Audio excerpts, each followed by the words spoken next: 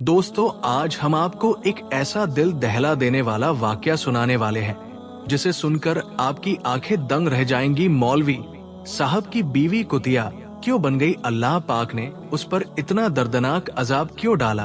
क्यों इस औरत को इबरत का एक निशान बना दिया? ये कहानी उन औरतों के लिए है जो अपने मर्दों को छोड़कर गैर मर्दों के साथ जीना करती है। वीडियो को लाइक करें और चैनल को सब्सक्राइब करना ना भूलें। दोस्तों, जहां मर्दों को औरत का मुहाफिज करार दिया गया है, वही जमाने जाहिल की तमाम रस्मों रिवाज को खत्म करते हुए इस्लाम में औरत को उसका अपना एक मकाम और मर्तबा दिया गया है। जितनी इज्जत इस्लाम में औरतों को दी गई है, इतनी किसी दूसरे मजहब में औरतों को इज्जत नहीं दी गई है। लेकिन जब वही औरत कोई गुनाह का काम अंजाम देती है तो इबरत का निशान भी बन जाती है। आज की ये वीडियो एक ऐसी ही खातून के बारे में है जिसे सुनकर आपके रोंगटे खड़े हो जाएंगे। ये बांग्लादेश के शहर ढाका में पेश आया, जहां पर मुसलमान कसीर तादाद में रहती थी। उस गांव के एक मौलवी साहब थे जो बड़े ही नेक और दीनदार किस्म के थे। उनके होश संभालते ही उनके वालिद की वफात हो गई।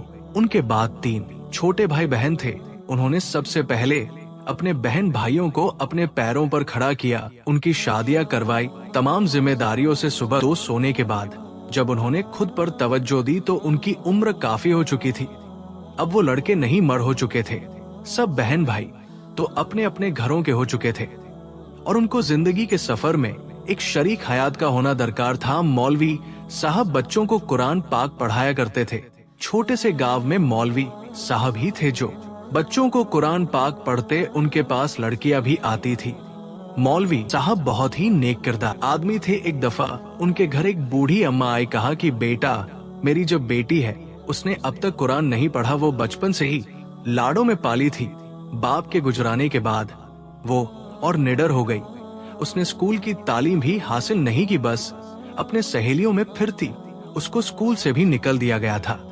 अब वो घर में रहती है। मैं चाहती हूँ कि मेरे मरने से पहले वो कुरान पाक याद करे।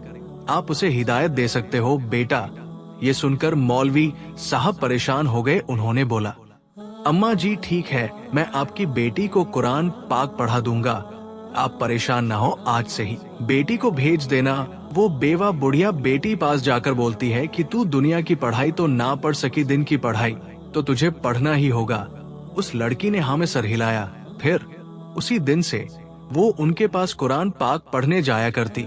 कुछ दिन बाद उसने कुरान पाक खत्म कर दिया। बेवा औरत एक दफा मौलवी साहब के घर आई और कहा, बेटा, मैं एक बात कहना चाहती हूँ, बुरा ना मानना, मैं अकेली बेवा औरत हूँ। मेरा इस दुनिया बेटी के सिवा कोई नहीं है। मेरी ख्वाहिश है कि मेरी बेटी की शादी एक नेक दिन दर आदमी से हो। मेरी बेटी से निकाह कर ले बेटा। तेरे भी तो जिम्मेदारी खत्म हो गए हैं। ये खातून नेक थी, सब गांव के लोग उसकी इज्जत किया करते थे। फिर ये बोलकर बुढ़िया रोने लगी। मौलवी साहब नेक इंसान थे, उन्होंने हाँ बोल दिया। गांव के लोग भी यही चाहते थे कि मौलवी साहब की अच्छी जिंदगी हो। आखिरकार उनकी भी शादी गांव की बुढ़िया की लड़की के साथ कर दी गई। मौलवी साहब के यहाँ किसी भी चीज की कोई कमी नहीं थी। उनके पास खुदा के फजल करम से सब कुछ मौजूद था। वो उसे रुखसत करके अपने घर साथ ले आए। वो लड़की अच्छी थी, दोनों अच्छे से जिंदगी गुजारने लगे। एक दिन बुढ़िया खातून का इंतकाल हो गया। अब वो लड़की मैके नहीं जाया करती थी क्योंकि उसकी माँ ही थी जो उसे बुलाया करती थी। अब वो मौलवी साहब के घर रहती। चंद रोज बाद मौलवी साहब ने नोटिस किया कि उनकी बीवी बिला वजह ही सजी संवरी रहती है। हर वक्त चेहरे पर मेकअप किए हुए वो खुद को संवारने में लगी रहती है, जबकि घर का यूं ही हाल बुरा होता है। सारा सामान यहाँ वहाँ बिखरा पड़ा रहता है, मगर वो वक्त पर कोई भी काम नहीं करती, बल्कि मौलवी साहब के घर आने से पहले खुद को सजा संवार कर रखा करती है। एक रोज मौलवी साहब ने घर में कदम रखा तो देखा घर का सारा सामान इधर उधर बिखरा पड़ा हुआ था, जैसे कि सुबह के वक्त था। उन्होंने बीवी को एक नजर देखा जो अभी अभी कमरे से सज संवर कर बाहर निकली थी।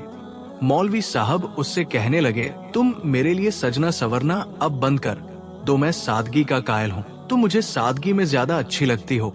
उन्होंने इंतहा नर्म लहजे में अपनी बीवी को ये बात समझाई। ताकि उसकी दिल आजारी भी ना हो और वो समझ भी जाए। अगले ही रोज जब वो अपने घर वासा आए तो उनकी बीवी एक बार फिर से सच संवर कर बैठी हुई थी। उन्होंने नोटिस किया कि उनकी बीवी बस दुनियावी कामों और सजने संवरने पर ध्यान देती है। आज तक उन्होंने अपनी बीवी को कभी भी कुरान मजीद की तिलावत करता हुआ नहीं देखा था और ना ही कभी नमाज पढ़ते हुए देखा था। मौलवी साहब इंतहा नर्म तबीयत के मालिक थे।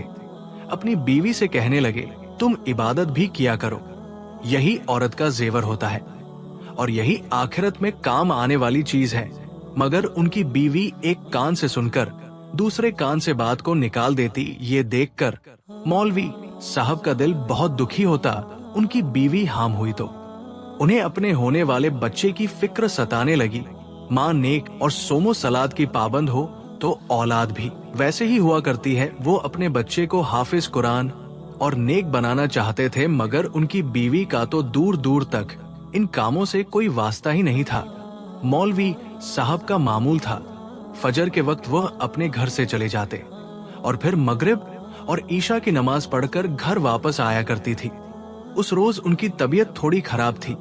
वो असर की नमाज के बाद घर वापस आ गए ताकि थोड़ी देर आराम किया जाए। मस्जिद आने वाले बच्चों को दूसरे कारी साहब आज पढ़ा देंगे, यही सोचते हुए बोझल कदमों के साथ वो घर की जानिब चले आए तो घर के दरवाजे पर पहुंचे तो देखा घर का दरवाजा खुला हुआ था। उन्हें ये बात बड़ी अजीब सी लगी। वो तो खास ताकीद किया करते थे, दरवाजे को हमेशा बंद रखा करो, मगर आखिर दरवाजा से खुला हुआ है। खैर, वे एक गहरी सांस भर के घर में दाखिल हुए तो जो मंजर उन्हें दिखाई दिया वो देखकर उनके पैरों के नीचे से जमीन निकल चुकी थी। उनकी बीवी, जिसे वो इंतहा नेक और बा किरदार समझते थे, उनके घर में गांव के एक गैर लड़के के साथ गुलछर्रे उड़ा रही थी। उन्होंने जब ये मंजर अपनी आंखों से देखा वो आग बगुला हो गए। वो लड़का तो वहां से भाग निकला, जबकि मौलवी साहब अपनी अपनी बीवी को कड़ी नजरों से देखने लगे। उनके दिल पर शदीद चोट लगी थी। वो बीवी के पास आए, एक जोरदार थप्पड़ मारकर बोले, तुमने मेरे एतबार मेरी मोहब्बत का ये नतीजा दिया है।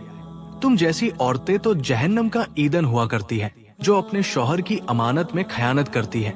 मैं तुमको किसी भी सूरत में अपनी बीवी नहीं बनाता। अगर मुझे खबर होती कि तुम इस किरदार की मालिक हो, तुम जैसी औरतें तो कुतिया से भी बदतर होती है, जो अपने शौहर की वफादार नहीं होती। मौलवी साहब इतना कहकर वापस चले गए और मस्जिद में जाकर मसरूफ हो गए। वो अपने जहन को कहीं और लगाना चाहते थे। वो अल्लाह के जिक्र में मसरूफ हो गए। वही उस लड़के ने पूरे गांव में ये बात फैला दी कि मौलवी साहब की बीवी बड़ी बद किरदार है। उसका गांव के कई लड़कों के साथ चक्कर चल रहा है और मौलवी साहब भी ये सब कुछ जानते हुए खामोश है। गांव वालों को जब इसके बारे में पता चला तो मौलवी साहब को उन्होंने तंग नजरों से देखना शुरू कर दिया। उस रोज मौलवी साहब की तबीयत खराब थी। वो मस्जिद ही में सो गए। फजर की नमाज अदा करने के बाद जब अपने घर पहुंचे तो ये मंजर देखकर उनकी चीख निकल गई। उनकी बीवी कमरे में कुतिया बन चुकी थी।